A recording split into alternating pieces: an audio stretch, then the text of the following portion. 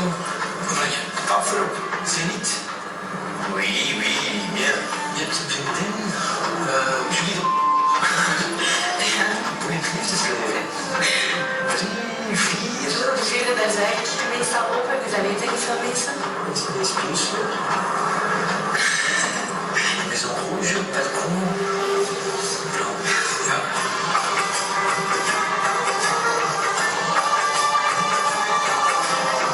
Geld, ik zie transacties, maar kunt je rekeningnummer van buiten? Ik denk dat ik het wel weet. Het staat wel negatief op je bankrekening. Ja? 7. De laatste maand gespeeld op 200 euro's aan alcohol.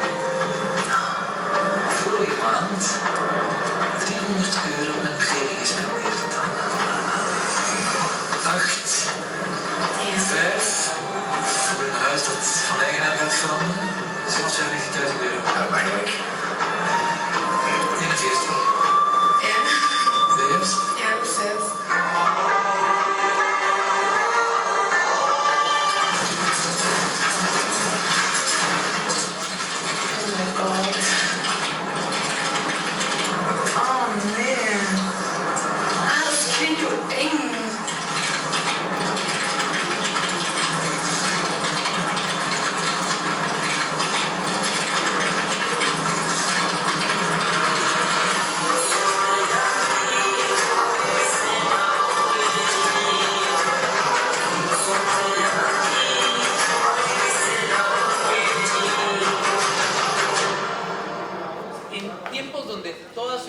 Está en la red, esto es lo que puede ocurrir. A alguno le debe haber pasado que se va al cine y de pronto llaman a su casa a decir que los han secuestrado, que han atropellado a alguien o que están en la cárcel, que tienen que dar una cantidad de dinero, y cuando su familia trata de buscarlos no los encuentra porque están en el cine y no entra la llamada. Y resulta siendo que ustedes estaban en el cine y estas personas sabían que ustedes estaban en el cine. Pero ¿cómo sabían? Porque uno mismo va dejando sus datos en un montón de lugares. No es ni siquiera que se metieron a tu computadora, que te hicieron un hacking o que hicieron alguna cosa de estas, sino que simplemente entraron a la información que podían tener. Los datos personales, si quieren ponerle de alguna medida,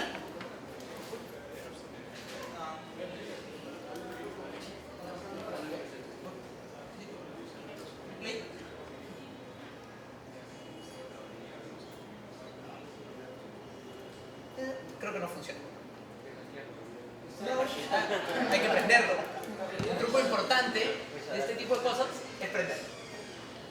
Los datos personales en esencia son todo lo que nos identifica o nos hace identificables. Es absolutamente toda la información que tenemos nuestra. Incluye la voz, incluye la imagen, incluye nuestros datos genéticos. Si quieren ponerlo de alguna manera, esto es una descripción de lo que yo soy. En qué creo, qué partido político tengo, qué opción sexual tengo, qué decisiones de vida tengo, en qué creo, en qué no creo. Bueno, esto en general son datos de mi esfera de intimidad, que no hay forma que ustedes los puedan saber si yo no se los digo. Y tienen una esfera y un tamaño de control diferente al de mi nombre. Mi nombre es algo común, es algo que ustedes pueden conocer directamente. Para estos derechos, en especial para estos, hay toda una reglamentación especial para tener un mayor nivel de control y evitar que organismos públicos o empresas privadas puedan apropiarse de esa información y terminarla utilizando para fines para los cuales nosotros no lo hemos diseñado. En general, los datos personales son un derecho fundamental. Es el artículo 12 de la Declaración Universal de Derechos Humanos, el artículo 2, inciso 5 de la Constitución peruana, y en casi todas las legislaciones aparece la idea de la protección de la privacidad, la intimidad, la esfera de control, lo que somos, qué queremos, qué pensamos. Pero también es un activo muy valorado, los datos de nuestros usuarios. Si quieren ponerle de alguna manera, lo que hacen las startups fundamentalmente es conseguir usuarios. Y conseguir usuarios que, si los tuviera otra startup que supiera cómo tamizarlos, cómo utilizarlos, puede afectarlos. Imagínense que ustedes puedan tener acceso a la base de datos de su competencia. O su competencia pueda tener acceso a su propia base de datos. Con lo cual, todo lo que ustedes invirtieron, trabajaron para poder tener esa base de datos, crearla, la inversión que pueden haber hecho, se pierde. Entonces, los datos personales de las personas también son un activo. Tanto un activo para las personas que lo poseen, como para aquellos que lo pueden llegar a recolectar de alguna manera. Y la recolección, que es algo clave, se puede realizar en cualquier momento. Ya no es como antes que tenías que llenar un formulario donde te decían cuáles son tus datos y tú los ibas llenando. Cuando tú tienes tu celular y lo utilizas para abrir tal aplicación en determinado lugar, hay una señal que se manda a un sistema concentrado donde saben qué aplicación usaste, en qué momento lo usaste, qué parte de la aplicación vistes, quién más pudo tener acceso, qué otros usuarios, a qué página web saltaste después que estuviste en una determinada página web. La recolección se comienza a hacer en todo lugar. Las cámaras de videovigilancia recolectan datos, es lo que se llama vigilancia masiva. Nuestros correos electrónicos van dejando datos nuestros. Y eso genera también control. El tener información de otros, el tener información de ciudadanos, si quieren ponerlo más en esferas de control policial o en un estado gendarme, es también un control social. Pero también esto afecta a la innovación, al desarrollo comercial y sobre todo a la seguridad ciudadana. Si estoy interesado en la innovación, yo lo que quiero es tener la mayor cantidad de datos para poder hacer Big Data, Data Analysis, poder tener información de cuáles son los patrones de uso de mis clientes, saber que el portafolio. El portafolio quiere saber, por ejemplo, dónde se encuentra la mayor cantidad de gente que utiliza determinadas áreas deportivas u otras. A lo mejor no están donde están las áreas deportivas, están en otro sitio. O yo lo que quiero es tener una información sobre viajes y quiero saber hacia dónde quiere viajar la gente, cuándo viaja, con quién viaja y por qué viaja. Pero a veces hay cosas que queremos olvidar y la tecnología no nos ayuda. Queremos olvidar nuestras deudas, ¿no? Todo el mundo quisiera que no apareciera en las centrales de riesgo nuestra información crediticia. Cuando uno tiene una deuda, entra en un sistema de evaluación crediticia y puede estar hasta 5 años. Eso es lo que dice la ley. Claro, pero si tú pagas hoy, quieres que te borren mañana. Y lo que dice el sistema es que todavía te mantiene.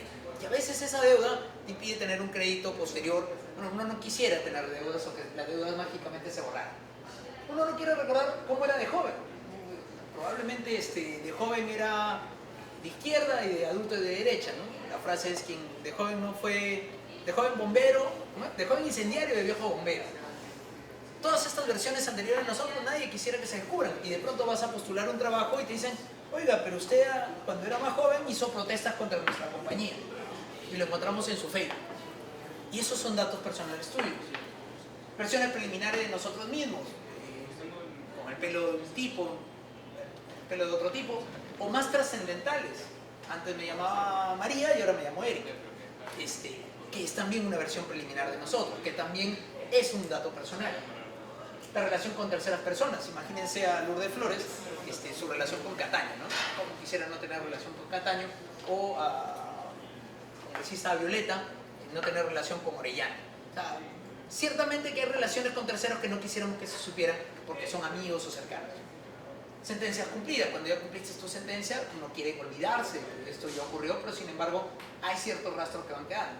Uno de los extremos es Estados Unidos. Si uno tenía un delito de violencia sexual de cualquier tipo, cuando se muda, tiene que avisarle a sus vecinos que está en el registro de acosadores sexuales. O la rehabilitación de vicios. Alguien fumaba y ya no fuma, tomaba y ya no toma. Y esto se coincide con, primero, que necesitamos acceso a la información pública. Necesitamos información para combatir la corrupción, para transparentizar el Estado. Es un equilibrio entre datos personales y acceso a la información pública. Queremos tener archivos y memoria, de esta manera siempre queremos estar informados de lo que ocurrió, no queremos olvidar las cosas. Los delitos de lesa humanidad tampoco se borran y además no se pueden prescribir. El terrorismo o sentencias de la Corte Interamericana de Derechos Humanos. En protección de datos personales hay dos grandes modelos. El modelo europeo, que fue creado fundamentalmente después de la Segunda Guerra Mundial. En los años 30, el gran censo alemán permitió ubicar a las personas y saber dónde vivían, cómo se llamaban, qué religión tenían, qué partido político tenían, qué credo político tenían. Cuando tamizaron eso y llegaron a la fase del Holocausto, fue sumamente sencillo porque sabían dónde ubicar a las personas que querían matar, por llamarlo de alguna manera. El fenómeno que ocurrió es que después del 45, las personas dijeron que el Estado nunca más tiene que tener información de la ciudadanía, nunca más tiene que tener datos míos que puedan ayudar a que el Estado, un Estado autoritario, pueda controlarme o pueda matarme de alguna manera. El libro 1984 se escribe en el 50 que la utopía del máximo posible de un Estado totalitario que pueda acceder a la información de todas las personas todo el tiempo.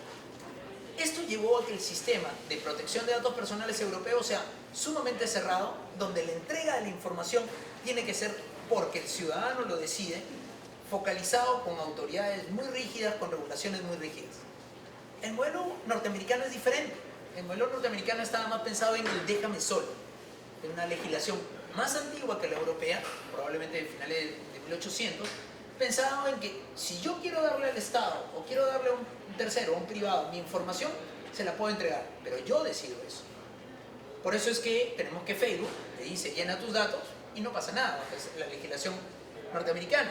Pero si Facebook estuviera bajo la legislación europea, tuviera otros conflictos. De hecho, el conflicto por WhatsApp, que tiene fuentes alemanas, es entre otras cosas de transferencia de datos, desde Facebook a WhatsApp y desde WhatsApp a Facebook. No es tan sencillo el modelo. ¿Qué modelo tenemos en Perú? Fundamentalmente el modelo europeo.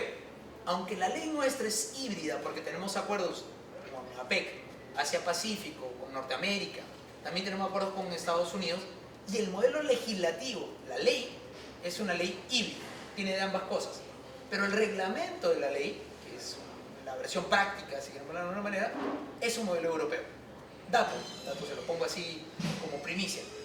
Se acaba de terminar una comisión para crear la nueva Autoridad de Transparencia, Acceso a la Información Pública y Datos Personales, que entre otras cosas va a reformar la ley y la va a aligerar, va a evitar que sea tan restrictiva en las posibilidades y más bien mucha apertura para poder hacer muchos temas desde el acceso a la información pública. ¿Sí? Me parece que en el tema del 9, Sí. esto se ve en la parte de términos y condiciones antes de que uno acepte y creas una cuenta. Depende. Entonces, pero la gente no lo lee. ¿Alguien ha leído los términos y condiciones de Facebook? Las 82 páginas. Es muy cierto. Normalmente el lugar donde puedes encontrar cuáles son las reglas, la jurisdicción aplicable, la legislación aplicable, son los términos y condiciones. Es sumamente común. Uno, la gente no lo lee. Pero cuando tú entras a una página web es un contrato de adhesión. Es decir, el hecho de entrar a la página hace que todas las reglas se cumplan. Sin embargo, cuando te conviertes en usuario, normalmente te registras, tienes que aceptar ciertas reglas especiales. En el caso peruano, si la empresa es peruana, si el proyecto es peruano, más allá de que tenga dominio.p, .com o lo que fuera, por ejemplo, el checkbox no tiene que estar premarcado. Tiene que marcarse a propósito por parte del usuario. En un sistema norteamericano, el checkbox de acepta la política de privacidad puede venir premarcado. Esa es una primera diferencia. Segundo, que la política que tú puede estar dentro de tus términos y condiciones y tienes que informar qué vas a hacer con los datos, dónde los vas a colocar, quién los va a utilizar y si los vas a transferir a otras personas. Es mucha la exigencia de información que se le pide en términos y condiciones, sobre todo en términos de redes, cuando quieres hacer desde Perú un proyecto de este tipo. ¿Cuándo afecta desde Perú?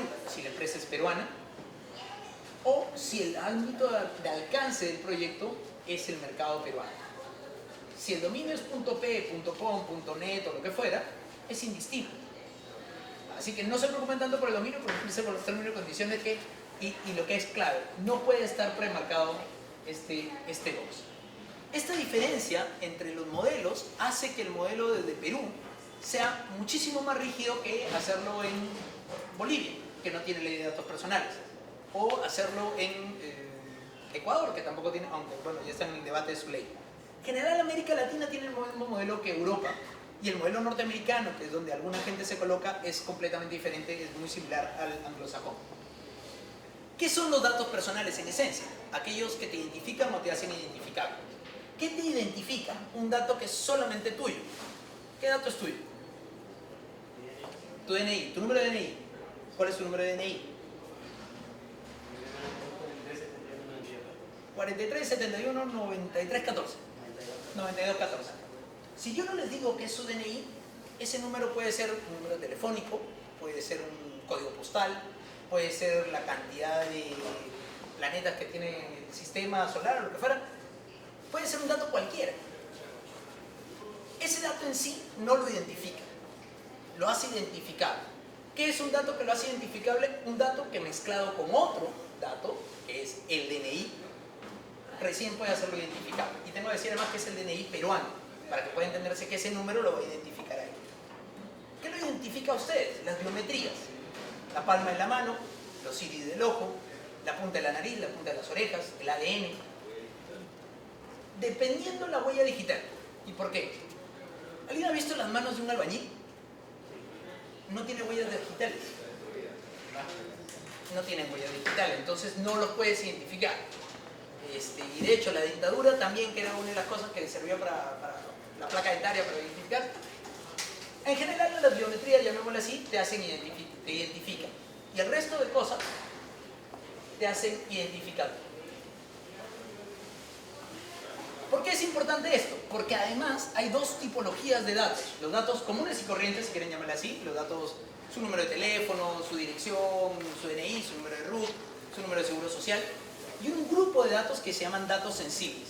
Los datos sensibles son filiación religiosa, opción política, opción sexual, si tiene filiación sindical, sus ingresos económicos en el Perú, que es una cosa que solamente existe en el Perú, que ha afectado mucho el tema de transparencia, y en general los datos médicos. Estos datos sensibles requieren de tener un mayor nivel de protección. No es, por ejemplo, como un dato común y corriente que lo puedo hacer simplemente con un clic, un checkbox, sino que, por ejemplo, tienen que ser por escrito. Y si son por escrito, por ejemplo, el tipo sanguíneo, si ustedes tienen empleados y están haciendo las fichas de empleados, que son una base de datos, y tienen que pedir el tipo de sangre porque tienen que mandarlo al EPS o al Seguro Social, tiene que estar ese permiso de entrega de datos por escrito en papel. Ningún dato es inocuo, todos los datos valen y todos los datos mezclados valen. Una chica va de pronto al WOM y compra en el WOM leche y compra pañales. Y va a la farmacia, a Incafarma o a cualquier otra farmacia y compra pañales. Puede comprar más pañales o alguna cosa que pueda ser para maternidad.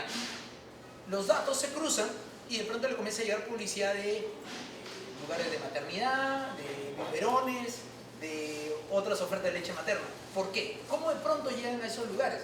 Porque nuestra información está circulando todo el tiempo, se está haciendo enriquecida.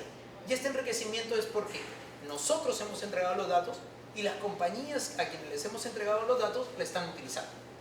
¿Se acuerdan de la campaña de Cuando pienses en volver? De Pedro Suárez Vértiz. En realidad eso fue una campaña de datos personales.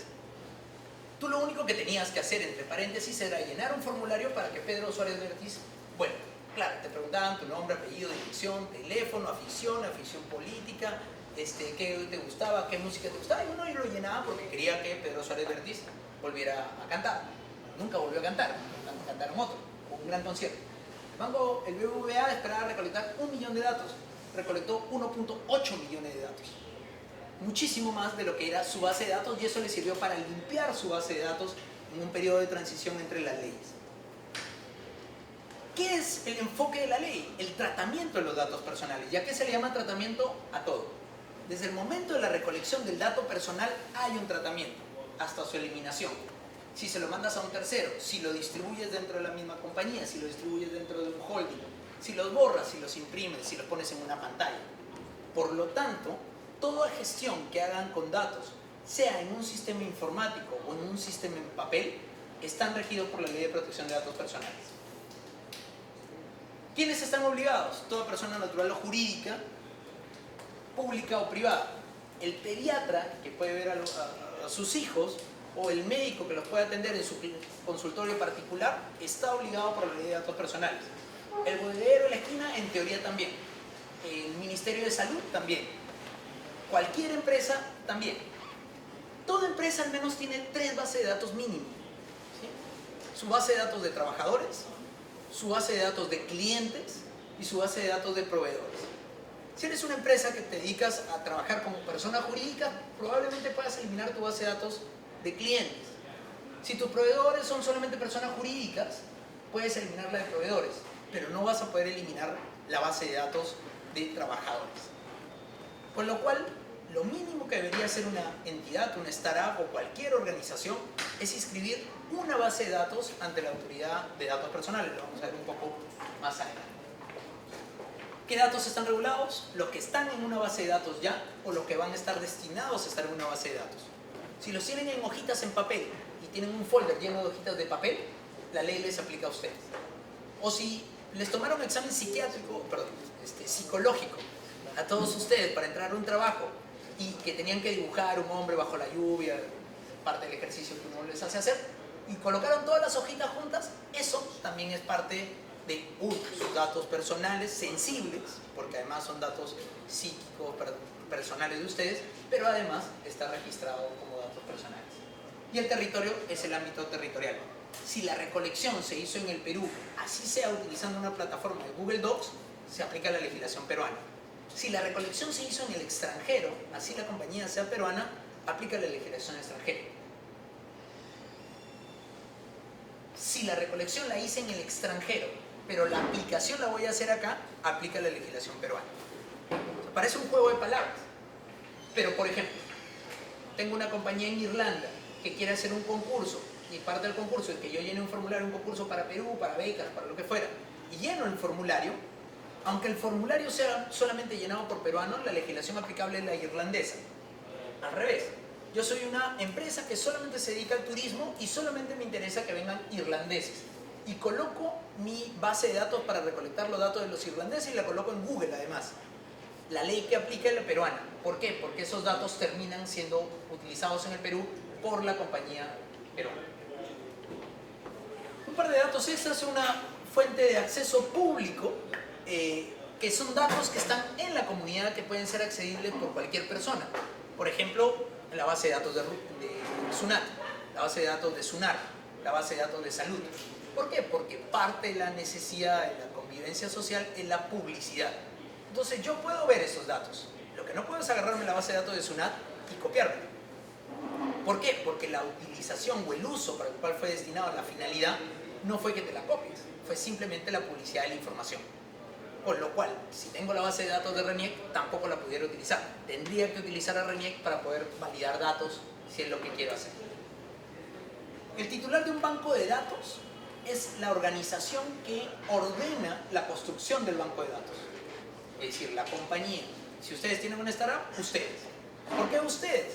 Porque ustedes son los que van a decir al usuario, llena este formulario. El titular de los datos es el usuario. El titular del banco de datos es la compañía. ¿Se entiende la diferencia? ¿Sí? ¿No? Se lo pongo más sencillo. Yo le entrego mis datos a Emily, que tiene Creana. Lleno mi formulario como usuario de Creana y mis datos míos, yo soy el titular de mis datos. Pero cuando se los entrego a ella, la base entera de datos míos y de otros usuarios es de titularidad de ella y responsabilidad de ella. La que va a enfrentar cualquier problema ante la autoridad es ella. Pero ella no lo recolecta. Resulta siendo que se lo dice, tú eres tu nombre, a Miguel Ángel. Dice, oye Miguel Ángel, son muchos, encárgate tú. Aunque se lo encargue a un tercero, que se llama encargado de tratamiento, un call center, si quieren llamarle así, el responsable ante la ley sigue siendo ella. Es decir, ustedes pueden transferir a otros que los ayuden con la gestión, pero legalmente siempre el responsable es el titular del banco de datos. Hay una serie de principios que hay que considerar en la recolección. Principio de calidad, de legalidad, un principio de consentimiento. No puedo recolectar datos sin que la persona sepa que estoy recolectando sus datos. Tienen que ser de calidad, esto significa que si hay que actualizarlos periódicamente, tengo que ir a la recolección, no puedo dejarlos ambiguos. Tienen que ser proporcionales. Si voy a hacer una página web que es para cursos, no tengo por qué preguntarle su credo religioso. No tiene sentido, salvo que los cursos sean de teología. Una de las discusiones que se tenía, por ejemplo, era en migraciones. ¿Por qué en migraciones siempre te preguntan cuánto ha gastado usted en el extranjero? ¿Para qué le interesa saber eso a migraciones? ¿Qué de plus le puede dar? En otros países ya ni siquiera hay formularios de migraciones. Tienen que tener un nivel de seguridad, es decir, hay ciertas reglas que tienen que contemplar. En el grado máximo, si aquellos que cumplen ISO 27001 pueden considerarse dentro de la Ley de Protección de Datos Personales. Si quieren ponerlo en el grado mínimo, si toda la base de datos de trabajadores está en la computadora de la administradora y la computadora de la administradora tiene usuario y password, con eso basta. No necesitan hacer gran inversión en seguridad. A veces los files están en físico. Si tengo la llave en un sitio resguardado con llave, es simple. Pero cuando los tenemos en entornos digitales es sumamente complejo, porque a lo mejor el servidor donde estamos recolectando no es nuestro. Entonces tengo que saber que están con cierta medida de seguridad, por si hay un problema o una breach, una filtración, yo voy a ser el responsable. ¿Qué implica el consentimiento? El consentimiento tiene que ser previo, antes de la recolección, libre, no me pueden presionar para recolectarle, ni me tienen que además hacer ningún ejercicio de fuerza. Expreso puede ser por escrito, en una llamada telefónica o en video. Y inequívoco, no tiene que haber duda de que yo se lo tengo que entregar. Si fueran menores de edad, lo tienen que entregar los padres. Y si son sobre datos sensibles, tiene que ser por escrito. Por lo menos hasta antes del cambio de la ley, que se espera también poder utilizar métodos digitales para este tipo de recolecciones. Previo, libre, expreso e inequívoco. ¿Cuándo no se requiere el consentimiento? Si es parte de una vinculación contractual. Si yo voy a contratar con ustedes, no requiere un consentimiento para lo que viene después de la contratación. Por ejemplo, la postventa, la cobranza, ofrecerle algún otro servicio relacionado a lo que ya están vendiendo. Las fuentes accesibles por el público, la promoción de competencia de mercado, y esto le tiene que haber pasado. Por ejemplo, han recibido llamadas que dicen, sabemos que usted llama mucho a España, queremos ofrecerle este nuevo servicio 1977. Bueno, eso no es ilegal. Aunque usted le pregunten, ¿quién te dio sus datos se los dio la misma compañía, porque la ley le permite de que transfieran esa información para mejorar el mercado. Lo mismo pasa con las tarjetas de crédito. Y los procedimientos de anonimización y disociación. A veces hay flujos transfronterizos, significa que si los datos van a salir del país, fuera, territorialmente hablando, incluyendo un cloud, tiene que informarse a la autoridad de datos personales. ¿Quién supervisa la autoridad de datos personales? ¿De quién depende? El Ministerio de Justicia. ¿Quién va a supervisar en unos días más? La autoridad de datos, la autoridad de transparencia, acceso a la información pública y datos personales. ¿De quién va a depender eso? Del mismo Ministerio de Justicia. Y hay ciertas excepciones que se tienen que contemplar. Pero ustedes como usuarios tienen una serie de derechos. En esencia esos derechos se consideran en 4. Derechos ARCO se les llama. Acceso, para saber si alguien tiene mis datos o no. Rectificación, si es que los datos están equivocados. Cancelación, si es que el dato ya no lo tienes que tener, ya terminé mi relación contractual contigo, ya no quiero que tengas mi información. U oposición, que es, aún teniendo una relación contigo, por algún motivo quiero que ya no se den esos datos. Estos derechos ARCO tienen que permitirse libremente su ejercicio por parte de cualquier titular de dato personal, si es que ustedes tienen los datos personales. La Dirección Nacional de Datos Personales es la autoridad, se registran las bases de datos y está operativa plenamente desde el 8 de mayo del 2013. Es decir, si su startup ya está vigente, ya debieron de haber registrado sus bases de datos. Y aquí viene el tema de infractorio. Si ustedes no registran base de datos, es una infracción. Y las infracciones, más allá de que la presentación lo puedan ver, van de 0.5 UITs a 100 UITs por dato. Si ustedes tienen 10 datos por cada individuo y su base de datos tiene un breach de seguridad suficientemente grande, pueden sancionarlos por cada dato, hasta un máximo del 10% de los ingresos del año pasado. Claro, si ustedes el año pasado tuvieron 0, no lo pueden sancionar más allá de 0. Pero si son Telefónica, su 10% es bastante más grande que el 10% de cualquier estado. Si bien ese es el tope máximo, normalmente la autoridad va a sancionar dentro de los márgenes posibles. A la fecha ya han sido sancionadas diversas compañías a nivel local e internacional. Muchos casos no han sido apelados. Los casos más notables han sido para instituciones privadas, no públicas. Esa es una de las fallas del sistema cuando tienes una autoridad pública dentro del Ministerio de Justicia y no autónoma. La mayoría de medidas han sido no inscribir base de datos de empleados, clientes, alumnos, pacientes o agremiados, obstaculizar a la autoridad su tarea y, en algunos casos, uso de imágenes de alumnos en una página web. Esto lo hizo un instituto que no pidió la autorización para el uso de imágenes. No comunicación del flujo transfronterizo. No sé qué le pasó. Creo que se quedó sin batería. O el cable. Ok. No consentimiento para el tratamiento de los datos. ¿Qué es lo que hizo esa persona? Hizo un formulario web que estaba premarcado el box y fue sancionada con 20 UITs. Y el tratamiento excede a la finalidad. Le dije que lo iba a utilizar para 2 empresas y lo utilizó para una tercera empresa. Lo dije que lo iba a utilizar para mis propios análisis y lo hice para venderle publicidad. Si se han dado cuenta, si alguien abre una cuenta de banco ahora, le dan 10 hojas, que son el contrato con el banco, y 10 hojas de finalidades posibles de cosas que pueden hacer con los datos de ustedes. También hay casos trilaterales, que son casos en el cual el usuario ha intentado rectificar un dato, ha habido sanciones, que en el 2015 subieron hasta 35 UITs. Estos son algunos de los casos más emblemáticos, contra Google, contra América Móvil, contra Ripley. Y aquí es donde voy llegando a la fase del formulario.